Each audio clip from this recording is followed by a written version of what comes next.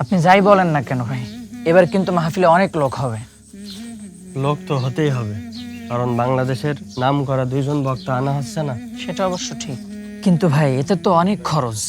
এত টাকা পাবো কোনে? এত টাকা ম্যানেজ করাই তো কষ্ট। আসসালামু আলাইকুম রহমতুল্লাহ। ভাই, আমাদের মাহফিলের কথা শুনেছেন তো?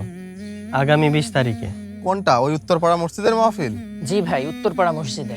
তা তোমাদের বক্তা আসছে কে কে? ভাই, বাংলাদেশের টপ লেভেলের বক্তা আসছে। আসছে। বাহ, চমৎকার ব্যাপার। এই না হলে মাহফিল! এরা না হলে তো মাহফিলে লোক হয় না। এখনকার মানুষ তো সিনেমার গল্প আর চাপাবাজি বেশি পছন্দ করে। ভাই, আমি ঠিক বুঝতে পারলাম না, সিনেমার গল্প মানে? বোঝো না ব্যাপারটা? তোমরা এই সহজ কথাটা বুঝলে না। তোমরা যে দুইজন বক্তা নিয়ে আসছো, তার ভিতরে একজন সিনেমার গল্প করে আর একজন তো চাপাবাজিতে নাম করা বক্তা বাংলাদেশের। আবার চাপাবাজি করে ধরা খেয়ে গেলে ফেসবুকে এসে মাপ চায়।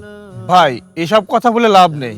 অন্তত এসব মাহফিলে টাকা, শ্রম, সময় কিছুই দিতে রাজি না আমি। আমারও সেম কথা। তোমরা ভালো কোনো হক্কানি আলেম নিয়ে আসো, সর্বোচ্চ সহযোগিতা করবো ইনশাল্লাহ।